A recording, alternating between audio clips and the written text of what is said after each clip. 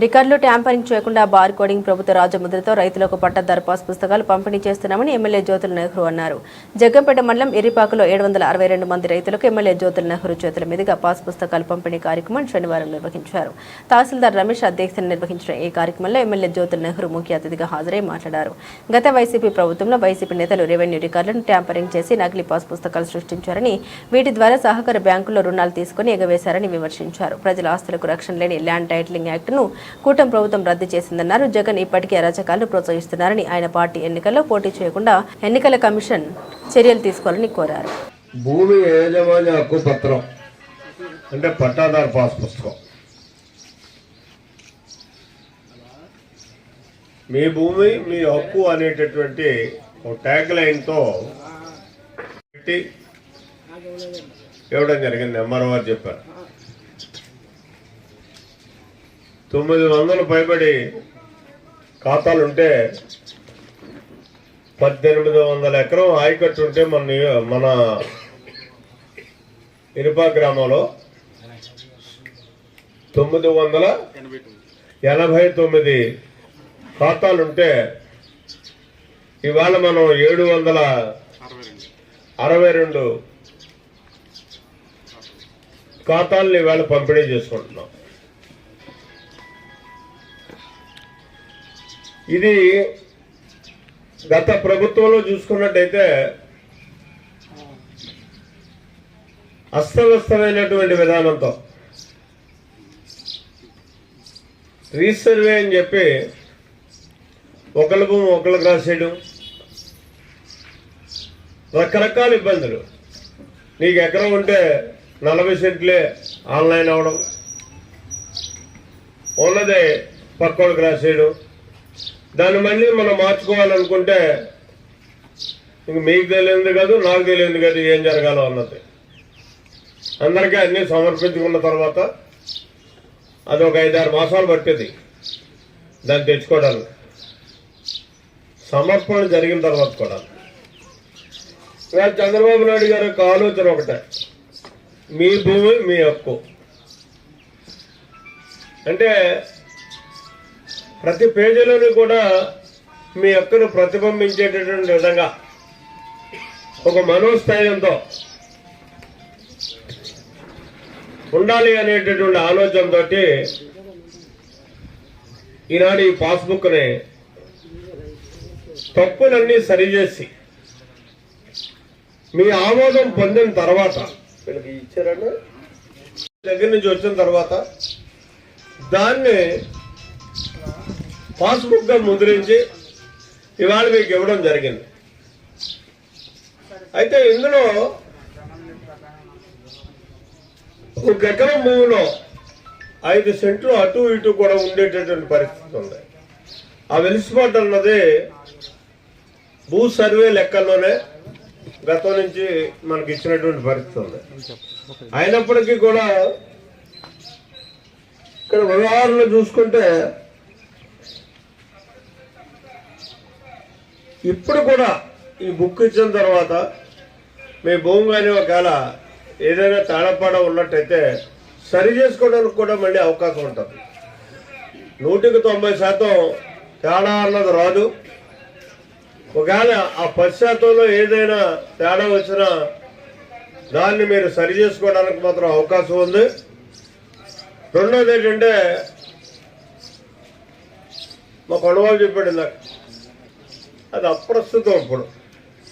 ఎందుకంటే ఒక భయానక వాతావరణంలో పాలన చెయ్యాలనేటటువంటి ఆలోచనతో జరిగినటువంటి గత ప్రభుత్వ పాలనా విధానం ప్రతి మనిషిని ఆందోళనలో పెట్టాలి, ప్రతి మనిషిని భయంతో ఇచ్చేయాలి. ఆ విధానంలోనే పాలన సాగించుకోగలిగితేనే మనం ముందుకెళ్ళగలుగుతాం అనేటటువంటి ఉద్దేశంతో జరిగేటటువంటి విధానం ఆలోచన. ఈరోజు మీ ప్రభుత్వం మీకోసం మీ మంచి కోసం కట్టుబడి పనిచేసేటటువంటి ప్రభుత్వం. ఉదాహరణకి గతంలో మన ఊరికి పాస్బుక్ లేవు, గత ప్రభుత్వంలో ఇచ్చారు పాస్ పుస్తకాలు.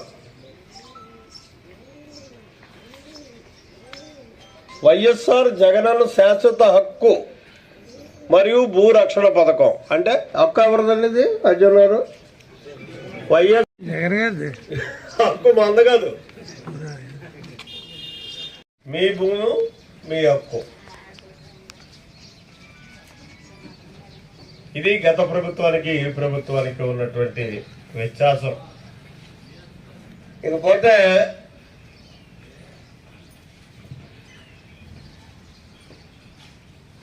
ఆంధ్రప్రదేశ్ అన్నది వ్యవసాయం మీద ఆధారపడి జీవనాధారం చేసుకుని బతుకుతున్నటువంటి జనం ఎక్కువగా ఉంటారు.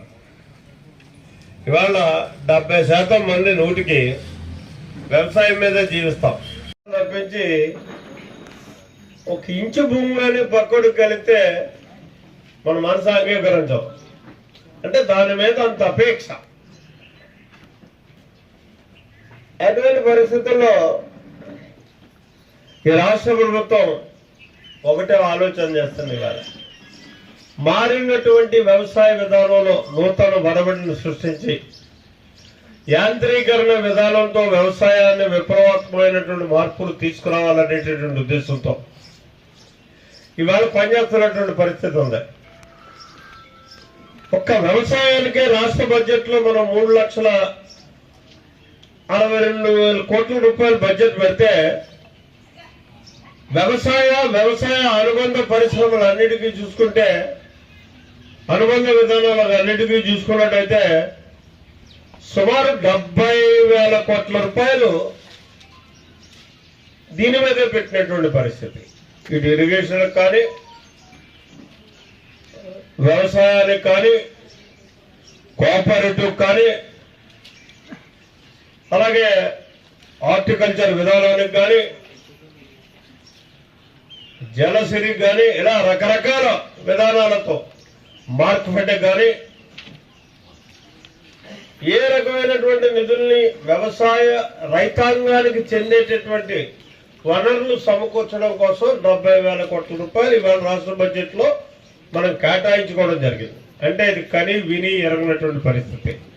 గతంలో ఏ ప్రభుత్వం కూడా ఎంత డబ్బుని రైతాంగానికి చెందేటటువంటి విధానంలో రాష్ట్ర బడ్జెట్ లో కేటాయించినటువంటి విధానం లేదు.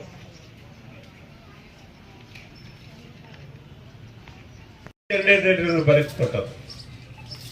ఎక్కువ జనాభా దేని మీద ఆధారం చేసుకుని జీవించగలుగుతారో దానికే ప్రభుత్వ వనరులన్నా ఎక్కువ అందివ్వాల్సినటువంటి అవసరం ఉంది. ఆ విధానంగానే ఇవాళ ఈ ప్రభుత్వం నడుస్తున్నటువంటి పరిస్థితి ఉంది. ఉదాహరణకు మీరు చూడండి, మనకి పుష్కర ఎత్తిపోతల పథకం ఉంది. మన గ్రామం వరకు కూడా నీరు రావాల్సినటువంటి అవసరం ఉంది. గత 5 సంవత్సరాల్లో చూసుకుంటే మరి నీరు వచ్చిందో లేదో మీరే సమాధానం చెప్పాలి. దానికి రానటువంటి పరిస్థితి ఉంది. థైలాండ్ అయిపోయింది అనేటటువంటి ఆలోచనతో ఈనాడు ఈ రాష్ట్ర ప్రభుత్వం నా కోరిక మేరకు 3,50,00,000 రూపాయలు పెట్టి మామినాడు దగ్గర పురుషోత్పట్నం పైప్ లైన్ నుంచి ఒక కనెక్షన్ ఇచ్చి మనకి మామినాడు సుబ్బయ్య కొత్త చెరువులో పెట్టి కొత్త చెరువు నుంచి పార్ట్ ఆఫ్ నరేంద్రపట్నం మామిడాడ సంపూర్ణంగాని ఇరుపాక పూర్తిగాని అంటే మన రావణకు కూడా నీరు వచ్చేటటువంటి అవకాశం ఉంటుంది. ఇప్పుడు దాకా లేదు. అలాగే మరిపాక, గొల్లలగుంట ఈ గ్రామాలన్నిటికీ కలిసి సుమారు 4,000 ఎకరాలు సాగు చేసుకోవడానికి చంద్రబాబు నాయుడు గారి ప్రభుత్వం వచ్చిన తర్వాత పని ప్రారంభించడం, ఓ నెలలో ఆ పని పూర్తవడం కూడా జరుగుతుంది. అంటే ఇది రైతాంగం యొక్క శ్రేయస్సు కట్టుబడి పనిచేస్తుంది అని చెప్పడానికి నిదర్శనం ఈ కార్యక్రమాలని చెప్పేసి చెప్తున్నాం. అలాగే తాళ్ళూరు ఎత్తిపోతల పథకం 5 సంవత్సరాలు పెట్టి బడగా పడ్డది. చుక్క నీరు మనకు రాలేదు, ఏ ప్రాంతానికి కూడా పోలేదు. 31,000 ఎకరం ఆయకట్టుంటే 1 ఎకరానికి కూడా నీరే ఉన్నటువంటి పరిస్థితి. దానికి ఈవేళ 52 కోట్ల రూపాయలు శాంక్షన్ తెచ్చుకుని మొత్తం ఆ పథకానికి కూడా అవసరం అనుకుంటే మనకు కూడా ఆ పథకం వచ్చేటటువంటి పరిస్థితి ఉంటుంది. మనం ప్రారంభించాలనేటటువంటి ప్రయత్నంతో ఉన్నాం, ప్రారంభించి తీరుతాం కూడా. ఇలా రాబోయే మనం పెట్టినటువంటి 70,000 కోట్ల రూపాయల బడ్జెట్ లో మాకేంటో అంటే, మీరు ఎవరైనా ఔత్సాహికులుండి ముందుకు వస్తే ఉరుకోత యంత్రాలు కొనుక్కోవచ్చు, సబ్సిడీ మీద ఇస్తారు.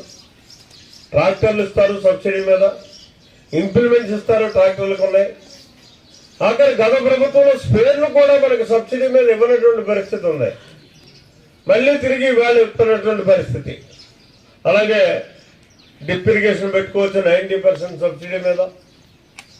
ఇవన్నీ రైతాంగం కోసం మనం ఏర్పాటు చేసుకున్నటువంటి గత ప్రభుత్వంలో 2014-19 ప్రభుత్వంలో పనిచేసాం, ఆ రకంగా ఇచ్చాం.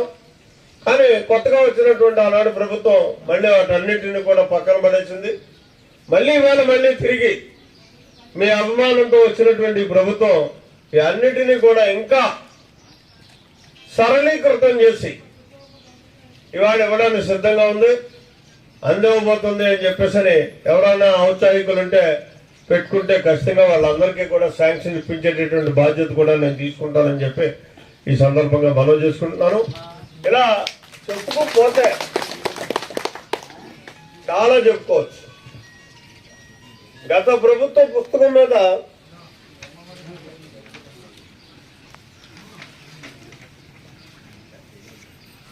పథకాలు వేశారు, ఆ ప్రభుత్వం అమలు చేసేటటువంటి పథకాలు. ఆ పథకాలు నిజంగా చూసుకున్నట్టయితే ఒక్కటి పూర్తిగా అమలు చేసినటువంటి పథకం కాదు.